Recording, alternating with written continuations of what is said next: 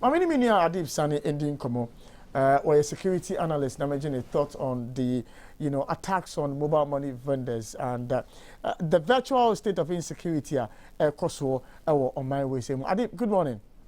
Good morning. I trust you're doing well today, sir. Alhamdulillah.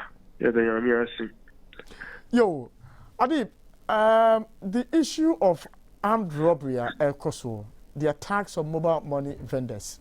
For maybe out to know, I didn't know share at the core of that problem. What you say? Yo, what I say? The kind my chairman production team, my chairman T4. One of the big issues here, the porous nature of crime and investigation.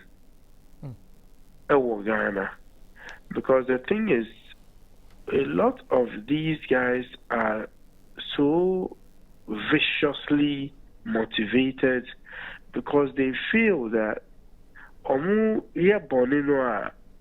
they wouldn't be caught because none of them has been caught. So the probability to say I will not be caught is high. So they are motivated to committing the crime in the first place. Secondly, I think largely politicians have been very disingenuous to the people of Ghana. I am saying so because the people have the right to know. Based on even information published by Ghana Police Service, any information from the U.S. Department of State and other sources say crime, especially violent crime, is on the increase. So for politicians to say, National Security Minister, to go onto the floor of Parliament to opine, say, rather the security situation in the country is improving, I find it quite insulting to the wisdom of Ghanaians, because if you tell the people the truth, you let them know the real facts, they take practical, progressive steps to protect themselves. For example, in the USA, every single year, publish called the Annual Threat Assessment Report, and I think about 2-3 weeks ago, Omo published it. That points to the fact that COVID-19 is the biggest threat to security of America over the last year, and also actions and inactions of Russia, any Iran, any North Korea, anything imposes sanctions on Russia, and the people are made to know what the real threats are. But in Ghana, yes, shrouding in secrecy, I know. Cause mass hysteria, but at least to some extent the people need to know. So almost they would hold themselves down and protect themselves and their families. But if you fail to tell them the truth,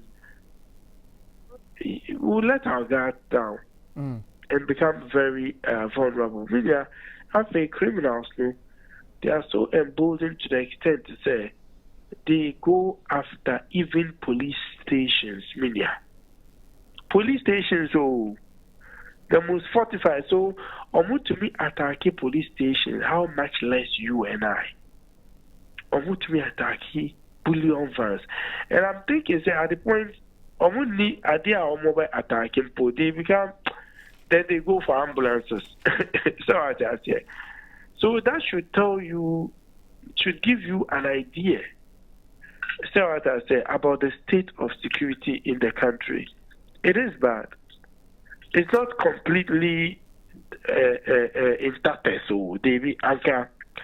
There is a complete breakdown. They are sure say we wouldn't even have been able to grant this interview. However, the type of security Ghana has enjoyed for some time now is not as it is today.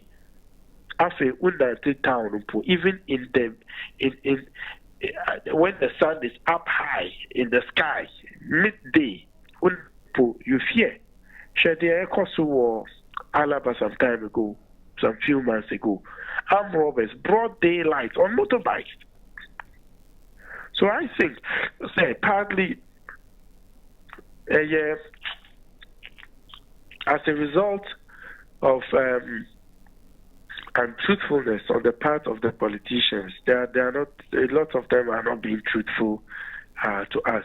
I am improving crime and investigation. You see, improving security and yet all about the provision of pickups and they be in fact it's important, but the area important the digitalization or automation of crime fighting techniques, leveraging 21st century technology.